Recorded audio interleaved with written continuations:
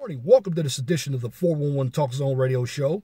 My name is Leon Jones. Today we're going to go ahead and talk about education. I hope everybody had a wonderful Thanksgiving. But I want to do this video to show you that college education can be a scam. And here's why. First of all, you have students who go to college, and at the end of college, they're stuck with debt, a lot of debt. Now, in 1993, the average student loan debt burden was $9,300. Today, it's around $30,000. In 1989, which was 27 years ago, 9% of U.S. households were paying off student loan debt. Now, today, we have 19% of all U.S. households, they're paying student loan debt. So you have more people who are getting jobs, but the amount of debt is increasing. So you're going to have more people utilizing their resources to pay off the student loan debt. Now, young households are the ones who are particularly hit by the student loan debt. Now, in America, today, or we could say currently, 40% of all households led by someone under the age of 35, they're paying off the student loan debt compared to back in 1989, that figure was below 20%. Now, according to the Consumer Finance Protection Bureau, Americans owe more than $1 trillion on their student loans. According to the Federal Reserve, the total amount of student loan debt has increased by a whopping 275% since 2003. Now, approximately 65% of all student debt is owed by those who are under the age of 40. Now, the delinquency rate on student loans is currently at 14% and is steadily rising. So what are we going to do about the student loan problem? Are we going to have more student loan forgiveness programs? That's a good question to ask. Now, the delinquency rate on student loans for students that attended a for-profit college. Now, what do I mean by for-profit college? Colleges that do make profit. Now, name a few right off the top of my head. There's Strayer University, DeVry, and the University of Phoenix. Now, the delinquency rate on the loans for those colleges is at an astounding 23%. Now, today, 34.9% of all student borrowers under the age of 30 are at least 90 days behind on their student loan payments. Now, this is significant because if you fall behind 30, 60, or 90 days after you get out of school, it's reported on your credit report. Now, since 1986, the cost of college has risen by 498%. Now, the cost of college textbooks has also tripled over the past decade. That's why I tell each and everybody, if they're going to go to college, make sure you rent the textbook, you buy an e-textbook, or you buy a used textbook. Now, some of these colleges are going to tell you that the textbook that we're using today is not going to be conducive to what we used last year. A lot of times, these publishers, they just change the front cover, and they might add and subtract chapters. But at the end of the day, the material is going to be the same. Let me give you an example. Calculus books are never going to change. Calculus is calculus, no matter what book you use. So don't let the school tell you you can't utilize different sources to buy textbooks. Textbooks are a business. Now, the average cost of a 4-year education is projected to soar to $120,000. Now, that was by this year, 2016.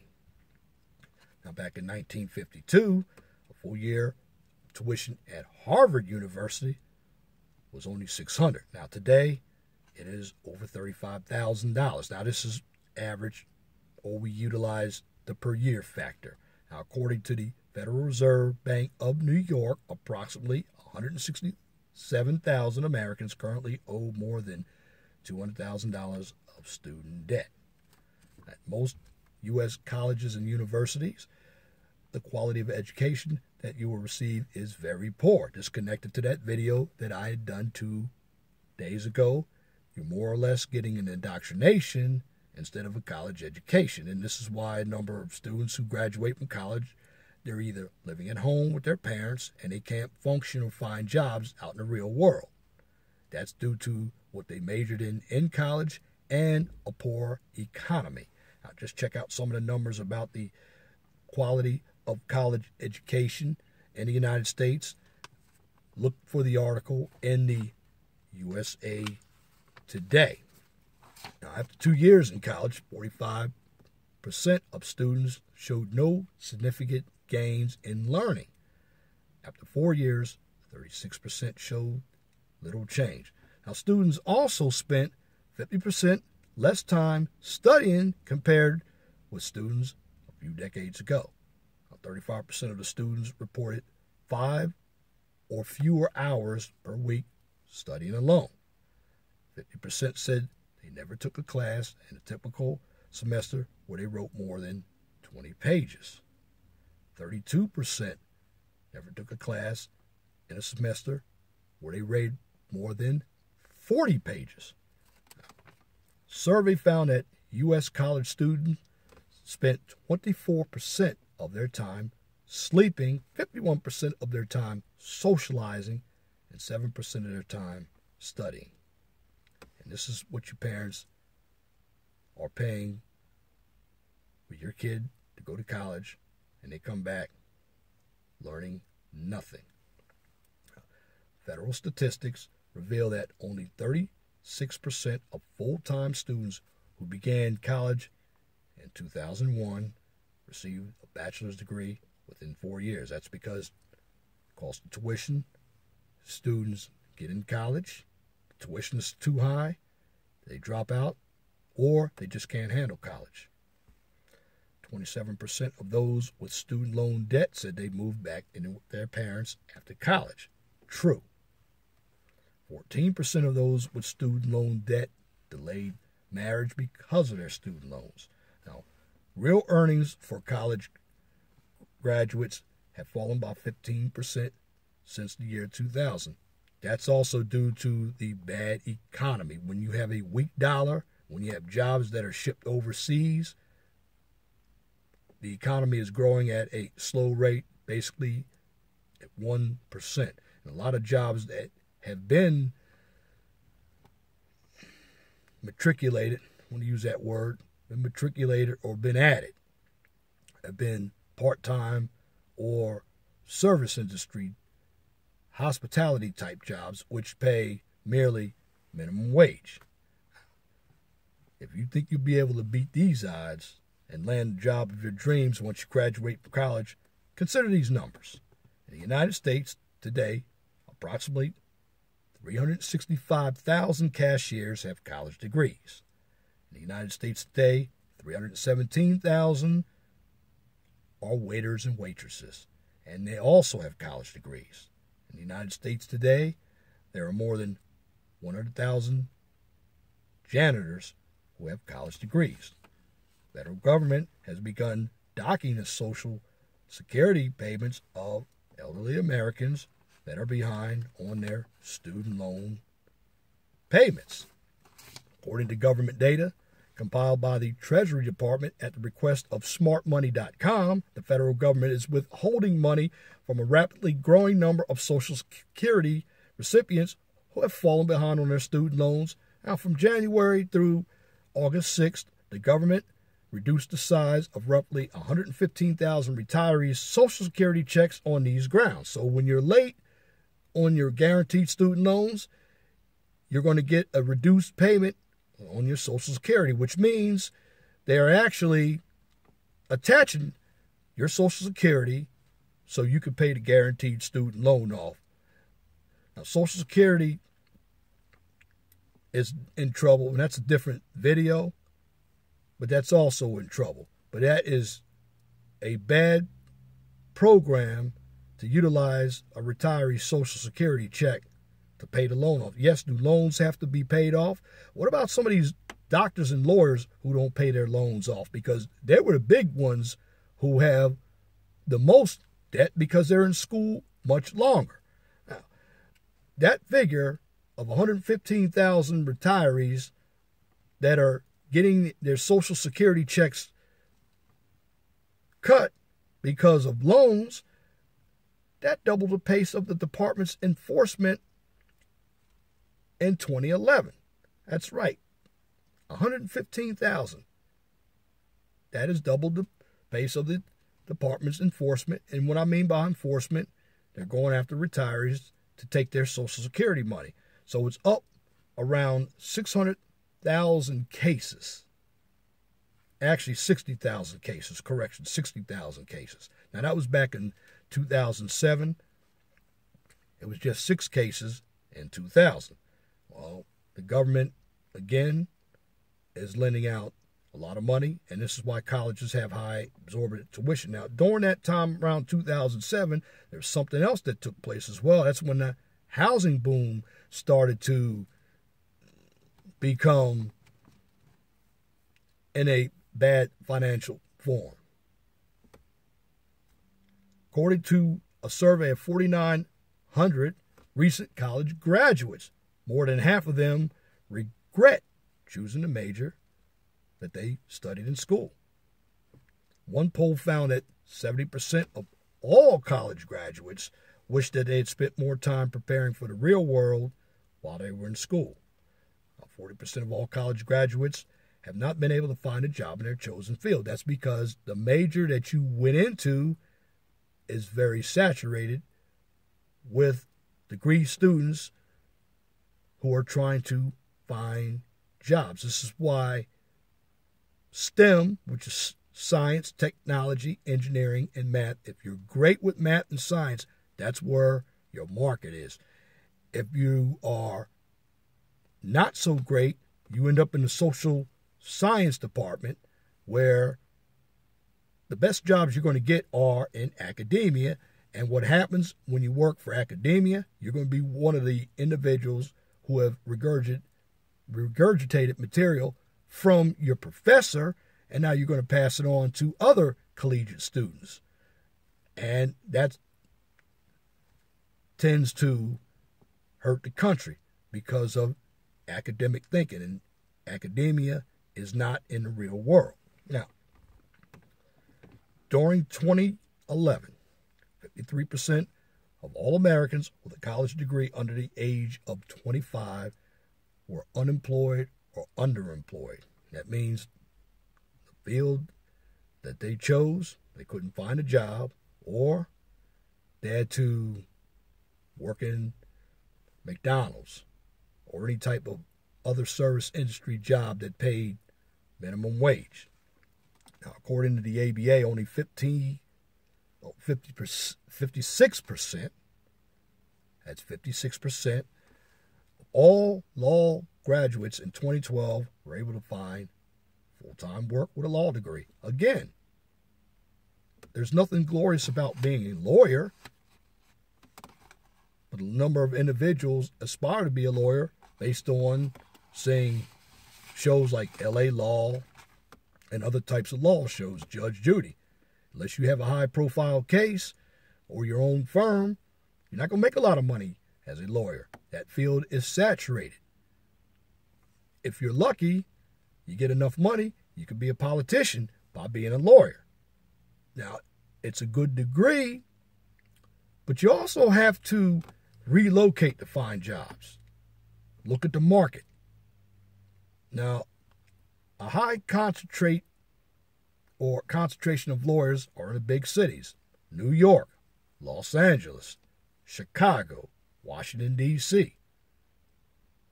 But you have to have some strategic methods into utilizing a degree that's saturated to find a good job. I'm going to tell you how to do it right now. Minor in something. Let's say you have a law degree. Minor in engineering management. Why? Because you can work in expert witness. That way, working in that area, that's where you utilize law for claims, contracts, tort reform. That's just an example.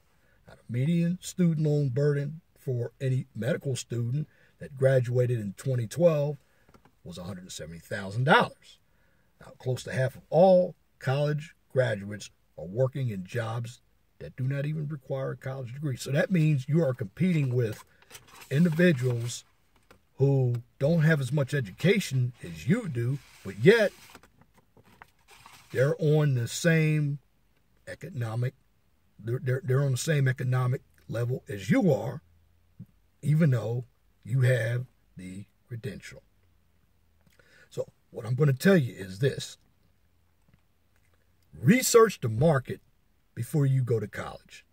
I'm not saying college is not a great institution, but it just depends on what you major in.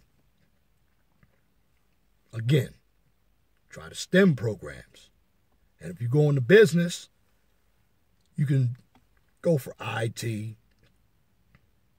management information systems, computer information systems, and a big one, go for accounting. But again, if you're not strong in math, you're going to end up with no job or working at McDonald's. And there's nothing wrong with working at McDonald's. It's honest work. I've seen truck drivers with college degrees. And truck driving is not a bad field either. But how you make it in this economy, it's not just by your college degree. Try to get as many professions or wear as many hats as possible. That way you have an opportunity over somebody else who doesn't. But the grand scheme of this video, the reason why I'm saying college is a scam is because they milk every nickel and dime from students, and they know, looking at the numbers, that students are not going to complete the 4-year degree. Another way to utilize your education is start off at a community college. That way you can knock all your generation or your gen ed or your general education, not generation, general education, or we know them as gen ed courses. You can knock those out of the way. And once you knock those out of the way, you can transfer to a 4-year college. It'll save you a lot of money. In fact, you don't need financial aid if you go to a community college to get through a community college. In fact, the less financial aid and loans that you get, the easier it is for you to go to college. You don't have to go to a high-priced college like Harvard. The name means nothing. To me, an engineer is an engineer, whether you come from MIT or Temple University. What you need to do is gain that experience, and this is why students have a hard time in the market. Internships, part-time work in a field that you are desiring to go into, that adds experience to your resume. So when you get out and work, you don't have a problem in the job market. You understand what your field needs. You're not an expert, but you can come right out of school and not start at the bottom.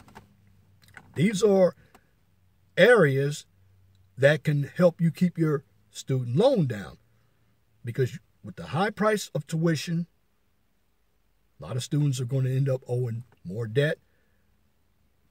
And also, some of these students go into majors that their parents want them to go in. So it's about quote-unquote status. It's a poor reason to send your child to college, because their credit's going to be ruined if they don't pay these loans on time. But I just want everybody to look at the situation of the market, see what kind of talent you as a prospective student have. Go to a trade school.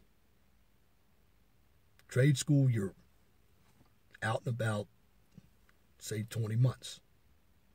You can get a certificate. Then if you want to go back,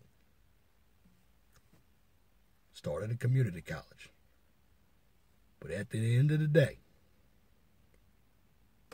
college is a scam if you're not getting anything out of it. And these educators don't care. They're filling their pockets like politicians. So when you take time, just go over the information that I gave you in this video, because I'm not trying to tell anybody not to go to college. But what I'm telling you is different ways you can keep yourself out of the statistics that were presented to me by smartmoney.com, the Federal Reserve, and it's going to get worse. When jobs go overseas and we have a service industry doesn't make a lot of money. It's your manufacturing industry that made a lot of money. So also, you need to check the industries. And right now, if you go to college, be a doctor, it's a good profession. But it takes a long time to finish school. You're better off going to be an accountant, an engineer, an actuary scientist, something to do with numbers. Also, the jobs that I've mentioned that students go into, which are predominantly the social justice warriors or the social science curriculums, don't require any type of license when you get out. Engineering, you have to go through an FE examination, which stands for the Fundamentals of Engineering examination, and the PE examination to become an engineer who can stamp plans. It's a profession. You have to take a CPA exam with an accounting job. Both of those exams are extremely hard. And then after you take those exams, you have to continue with Con Ed, which stands for Continuing Education Courses. Now, if you can do that, you're able to make it, because those jobs, accounting, civil engineering, and I'm just giving you these two fields, they're basically recession-proof. We're always going to need somebody to do the books for businesses. And as far as infrastructure, we're always going to need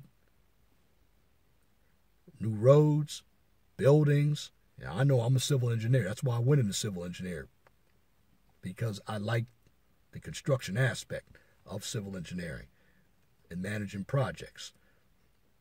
Furthermore, the salary, although depends on where you work, not great if you work for the government, but it can be, and it just depends on the state you live in. But I can go anywhere around the country and find a job as a civil engineer. It's the same with an accountant. And you can as a doctor. Now, I do suggest that once you master your craft, you own a business. And if you have student loan debt, you can pay off your debt if you have a business, but your business has to be making money. So I've given you a lot of scenarios. But at the end of the day, college is a scam because students really aren't learning anything and they're just accumulating a lot of debt. So be careful when you hear you need to go to college and get a degree. Look at the market. Look at where you want to be in 5 years from now. And also look at the type of government who's running the country. In other words, do you want government who's full of regulations, or you want less regulated government? Because at the end, you're not going to get the job you want anyway unless people who have the money are investing in business. And that's this commentary for this edition of the 401 Talk Zone Radio Show for Friday, November 25th, 2016. If you like the channel, please subscribe to the 401 Talk Zone Radio Show channel right here on YouTube so I can keep giving you this quality information for educational purposes from a professional, mature perspective. Now, on this channel, I don't engage in any controversial or emotional issues, nor do I participate in any drama or unnecessary bickering. The reason why I don't utilize unnecessary bickering, because there's enough of that and you don't get anything done. This is why I want everybody to understand that this is a channel for for education. So please be respectful and positive. Also, if you have a business or a topic or even a new channel that you would like for me to discuss on Blog Talk Radio or YouTube, please email me at lej6521@gmail.com. Please feel free to comment. Make sure that your comments are pithy. No bloviating or pettifogging if you wish to opine. Again, my name is Leon Jones. Remember, please be gentle and respectful to each other. And also, if you want to be a guest on my Blog Talk Radio show, and it occurs every Wednesday from 6 p.m. to 8 p.m. Eastern Daylight Time. Yes, Blog Talk Radio Show, the 401 Talk Zone Radio Show. It is on the air from 6 p.m. to 8 p.m. The guest call-in number is 215-383-5785. I didn't have a show this past week because of the holiday, but I hope to see you all on the next show. Also, I do post articles on my Twitter and Facebook pages. Feel free to comment. And even in my Facebook page, please don't give me any angry comments. I like intelligence. If you don't agree with the article, just say it, but be intelligent about it. Same with my Twitter page. Because I just put out the information so everybody can have an understanding from all points of view. And that's it. I want you all to have a wonderful and blessed day.